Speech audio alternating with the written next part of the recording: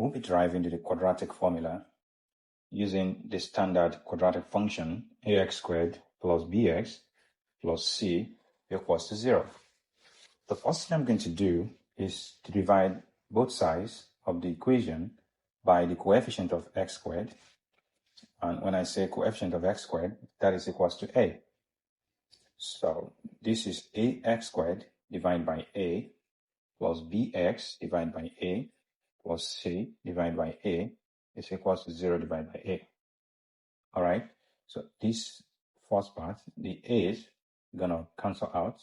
So I'll be left with just x squared plus b over ax plus c over a is equals to 0.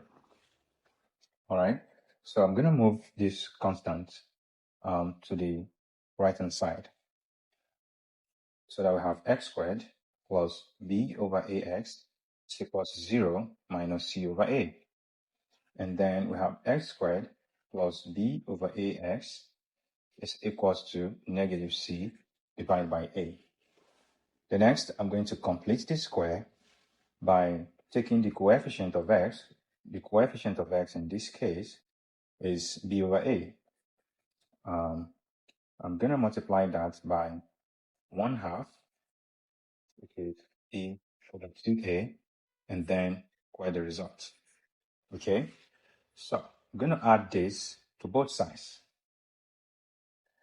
I'll add this to the left and also add it to the right. So I have x squared plus b over ax plus, I'm going to color code this, b over 2a, everything squared, is equal to negative c over a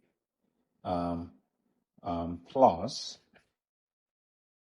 b all over 2a, everything squared. I'm just color coding that to let you know that we are adding the same thing to both sides. Now, this simplifies to, we can collect the squares of this together, and this is simplifying into x plus b divided by 2a, everything squared, is equal to negative c over a plus b squared divided by 4a squared.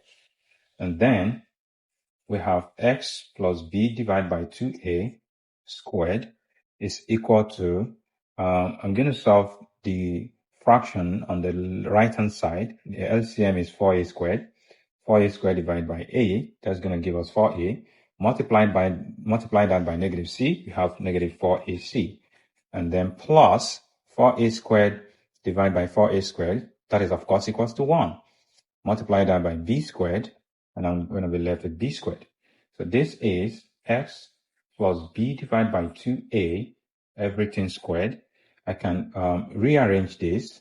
I want b squared to come first. It doesn't matter. So I have b squared minus 4ac divided by 4a squared. Now, to get rid of this square on the left, I'm just going to take the square root of both sides. Okay, so I will be square rooting both sides.